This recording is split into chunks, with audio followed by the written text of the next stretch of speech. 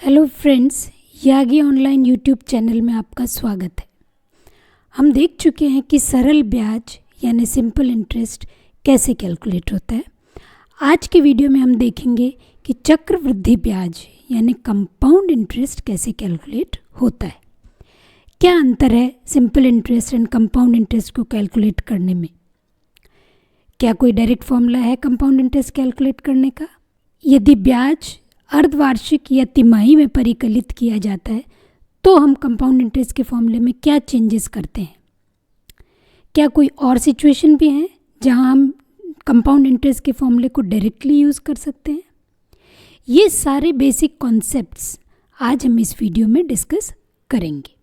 तो चलिए दोस्तों, शुरू करते हैं आज का वीडियो। सिंपल इंटरेस्ट के वीडियो में हम सीख चुके हैं कि जो ऋण लिया जाता है उसको हम मूलधन या प्रिंसिपल कहते हैं, क्योंकि ऋण लेने वाला व्यक्ति इस धन का कुछ समय तक उपयोग करता है। तो जब इस पैसे को जब वो वापस लौटाता है तो उसे कुछ अतिरिक्त धन देना पड़ता है, जिसको हम ब्याज या इंटरेस्ट कहते हैं। अब जो टोटल मनी है, मूलधन यानी प्रिंसिपल अमाउंट प्लस ब्याज, उसको हम कहते हैं मिश्र धन। ये सारी बातें हम सिंपल इंटरेस्ट के वीडियो में देख चुके हैं।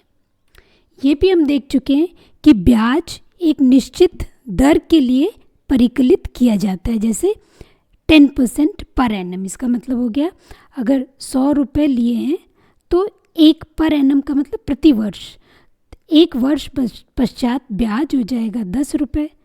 तो मिश्र धन यानी अमाउंट कितना हो जाएगा? 100 + 10 यानी 110। तो 1 साल बाद जो कुल अमाउंट देय होगी वो होगी 110 रुपये। तो इस प्रकार हम देखते हैं कि आप ब्याज कैलकुलेट करते हैं किसके ऊपर? जो दर दी हुई होती है उस पर ब्याज डिपेंड करता है। और तो इस प्रकार ब्याज डिपेंड करता है दर पे, क्या रेट है ब्याज लेने की, और मूलधन पे। और हमने पिछले वीडियो में, सिंपल इंटरेस्ट की वीडियो में देखा था कि किस प्रकार हम ये कैलकुलेट करते हैं। अब अगर पिछले वर्ष की कुल राशि यानी मिश्र धन पर परिकलित किया गया ब्याज चक्रवृद्धि ब्याज कहलाता है। ये हम डिफरेंस सिंपल इंटरेस्ट और कंपाउंड इंटरेस्ट में जो फ़र्क है, जो अंतर है, वो हम एक एग्जाम्पल की सहायता से अभी देखेंगे। सपोज़ हमारे पास एक क्वेश्चन आता है कि 8% की ब्याज की दर से हिना 2 वर्ष के लिए 20,000 रुपये उधार लेती है, जबकि ब्याज वार्षिक समायोजित हो रहा है। तो 2 वर्ष के अंत में चक्रवृद्धि ब्याज और उसके द्वारा भुगतान किया जाने वाली राशि ज्ञात कीजिए। तो अब इसी फॉर्मूले को, इसी जो न्यूमेरिकल है, इसको हम दोनों तरीके से करके देखते हैं, सिंपल इंटरेस्ट से भी और कंपाउंड इंटरेस्ट से भी। अब देखिए, यहाँ हमने सिंपल इंटरेस्ट और कंपाउंड इंटरेस्ट दोनों तरीके से इस प्रश्न को सॉल्व करने की कोशिश की है। अगर हम सिंपल इंटरेस्ट से कैलकुलेट करेंगे, अगर सिंपल इंटरेस्ट हम कैलकुलेट करते हैं तो पहले साल का जो ब्याज हम कैलकुलेट करेंगे उसमें मूलधन 20,000 जो कि उसने लिया था, इंटू 8% जो दर है, 8% पर प्रति 100 रुपये पे जो दर दी हुई है वो हम यहाँ पे ले लेंगे, इंटू 8। तो पहले साल का ब्याज आ गया 1,600 रुपये। सिंपल इंटरेस्ट से अगर आप कैलकुलेट कर रहे हैं तो दूसरे साल का ब्याज भी इसी प्रकार कैलकुलेट होगा, मूलधन इंटू रेट 1,600। तो 2 साल के अंत में जो हम राशि वापस भुगतान करेंगे वो होगी 20,000 प्लस पहले साल का ब्याज प्लस दूसरे साल का ब्याज। तो ब्याज की तो कुल अमाउंट ये है 3200 और ये 20,000। तो ये आप टोटल जो है वो हो जाएगा आपका मिश्र धन। इसी को अगर हम कंपाउंड इंटरेस्ट से कैलकुलेट करना चाहेंगे तो कैसे करेंगे? तो हम इस प्रकार करेंगे, फर्स्ट ईयर में कोई फ़र्क नहीं आएगा, वही मूलधन 20,000 और दर 8% है, तो 8/100 1,600 रुपये। सेकेंड ईयर में जब हम लेंगे, ब्याज कैलकुलेट करेंगे, तब अंतर आना चालू हो जाएगा। देखिए, सिंपल इंटरेस्ट में मूलधन वही 20,000 रहा था, लेकिन अब जो मूलधन है कंपाउंड इंटरेस्ट में 20,000 प्लस जो पहले साल का ब्याज है वो इसमें जोड़ देंगे। ये इसके ऊपर 8% की दर से हम ब्याज कैलकुलेट करेंगे, वो आ रहा है 1728 रुपीज़। और तो पहले साल का ब्याज हो गया 1600, दूसरे साल का हो गया 1728 रुपये। तो जो अंत में हम पूरा पैसा वापस करेंगे वो होगा मूलधन 20,000 प्लस पहले साल का ब्याज प्लस दूसरे साल का ब्याज। इस प्रकार सिंपल इंटरेस्ट और कंपाउंड इंटरेस्ट में डिफरेंस होता है। अब कंपाउंड इंटरेस्ट में क्या कोई डायरेक्ट फॉर्मूला भी है या हम हर बार इसी प्रकार कैलकुलेट करें? अगर 3 साल हो गए तो फिर मूलधन प्लस पहले साल का ब्याज दूसरे साल का ब्याज, इस तरीके से हम कैलकुलेट करते रहते हैं। तो इसका एक डायरेक्ट फॉर्मूला भी है। डायरेक्ट फॉर्मूला है, ये डायरेक्ट फॉर्मूला है A = P × 1 + R/100 raised to power n। यहाँ पे A मिश्र धन, यानी सीधा आप जो लास्ट 2 साल के अंत का जो मिश्र धन है वही सीधा हम इससे कैलकुलेट कर पाते हैं। P यहाँ पे मूलधन है और R जो है वो दर है, किस दर से किस रेट से पैसा ब्याज पे दिया हुआ है, और n क्या है?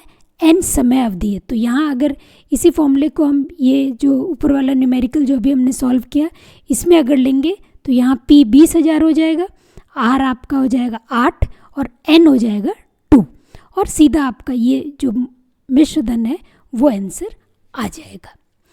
अब इसमें देखिए ये होता है कि जो वह समय जिसके पश्चात प्रत्येक बार नया मूलधन बनाने के लिए ब्याज को जोड़ा जाता है, इसको हम बोलते हैं रूपांतरण अवधि या कन्वर्जन पीरियड।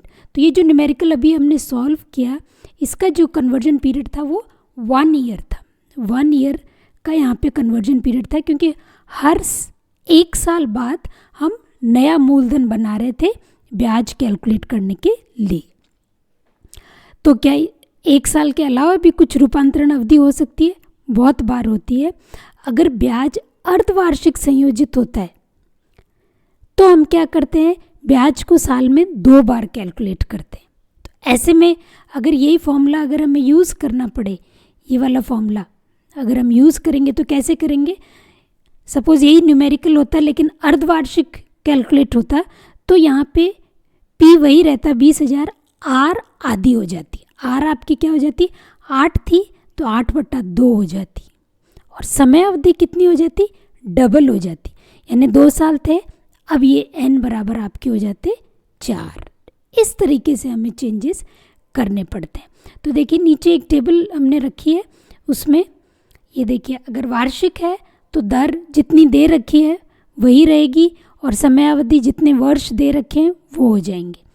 लेकिन अगर अर्धवार्षिक परिकलित किया जाता है ब्याज को, तो दर प्रति एनम दी होती है, दर जो होती है वो वार्षिक होती है, तो उसको हमें इस फॉर्मूले में पुटअप करने के लिए आधा करना पड़ेगा, और जो समय अवधि है उसको हमें डबल करना पड़ेगा, क्योंकि 1 साल में 2 बार ब्याज कैलकुलेट हो रहा है, तो 2 साल में कितनी बार हो जाएगा? 4 बार। तो इस प्रकार इसको हमें डबल करना पड़ेगा। अब कई बार रूपांतरण अवधि तिमाही भी होती है, यानी हर 3 महीने बाद मूलधन कैलकुलेट हो रहा है पुराने ब्याज को जोड़ के, तो वहाँ दर हमें 1/4 करनी पड़ेगी, दर को 1/4 करना पड़ेगा। जैसे 8% की दर है तो 8/4 यानी R = 2 हो जाएगा, और जो अवधि है वो 4 गुना बढ़ जाएगी, यानी इधर हम 1/4 करेंगे तो इधर हमें 4 गुना बढ़ानी पड़ेगी। इसको हम एक न्यूमेरिकल से समझते हैं कि किस प्रकार अगर परिकलित जो रूपांतरण अवधि है वो अगर वार्षिक नहीं हो के कुछ और हो तो हम इस फॉर्मूले को कैसे यूज़ करते हैं। तो यहाँ एक प्रॉब्लम है, यदि ब्याज का संयोजन अर्धवार्षिक होता है तो 1.5 साल 1.5 वर्ष के लिए 10% वार्षिक दर से उधार लिए गए 12,000 का कर्ज भुगतान करने के लिए कितनी राशि वापस देनी पड़ेगी। तो इसको हम कैसे कैलकुलेट करेंगे वो हम देखते हैं। तो ये देखिए, फिर से देखें हम इसको कि ब्याज का संयोजन अर्धवार्षिक हो रहा है, यानी हर 6 महीने में, तो 1.5 साल में कितनी बार हो जाएगा? 1 साल में हो जाएगा 2 बार, क्योंकि हर 6 महीने में हो रहा है, और आधे साल में फिर एक और बार हो जाएगा, यानी कुल 3 बार ये ब्याज का संयोजन होगा। यानी समय अवधि यहाँ पे क्या हो जाएगी? n बराबर 3 हो जाएगी। इस तरीके से आपको प्रश्न देख के और उसके हिसाब से n फाइंड आउट करना पड़ेगा। अब क्योंकि हर 6 महीने में हो रही है, जबकि दर जो दे रखी है वो वार्षिक दे रखी है, तो ये दर क्या हो जाएगी, ये 10/2 यानी आधी हो जाएगी। फॉर्मूला वही है, a = p × 1 + r/100n। तो p यहाँ पे मूलधन है, मूलधन 12,000 रुपये है, इंटू 1 + r, r आधा हो जाएगा क्योंकि हर आधे साल में परिकलित हो रहा है ब्याज, और n जो है वो हमने अभी बताया कि n किस प्रकार से 3 हो जाएगा। तो इस तरीके से अगर आप फॉर्मूले को समझ के और ये कॉन्सेप्ट समझ के अगर आप फॉर्मूले को यूज़ करेंगे तो आप आसानी से कंपाउंड इंटरेस्ट के न्यूमेरिकल्स सॉल्व कर पाएंगे। क्या कहीं और सिचुएशन में भी हम इस फॉर्मूले को यूज़ कर सकते हैं?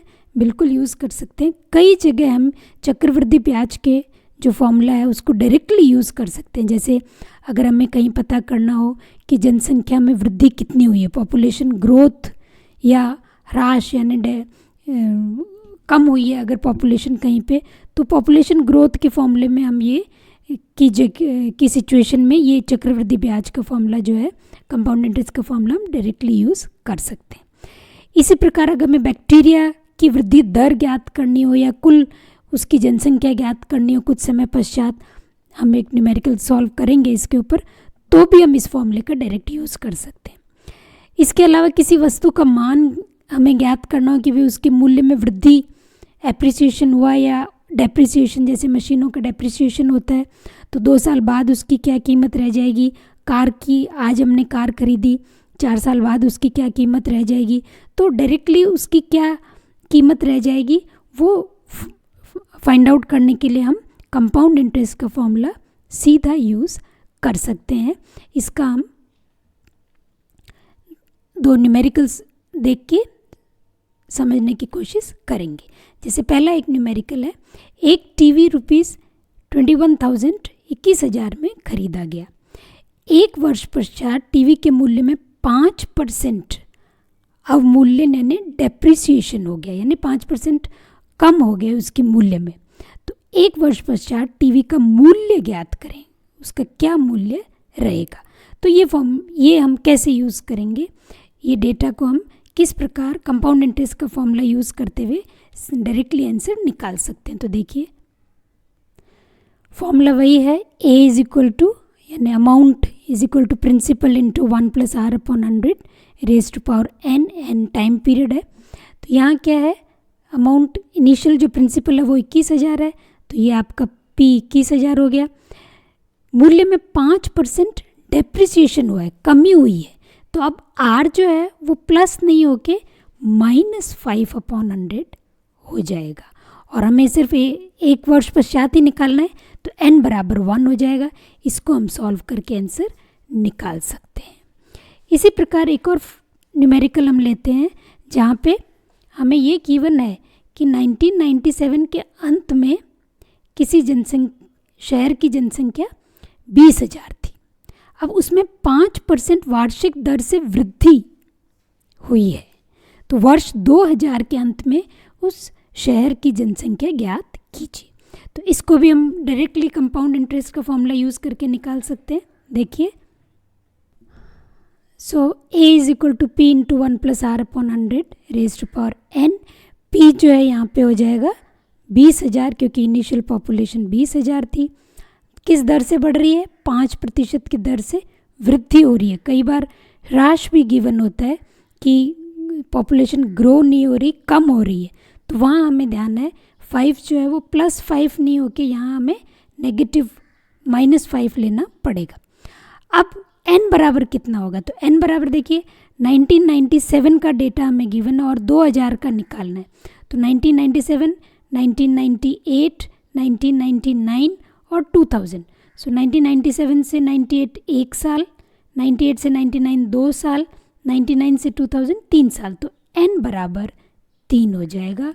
और जब हम इसको सॉल्व करेंगे तो उत्तर आएगा 23,152.5।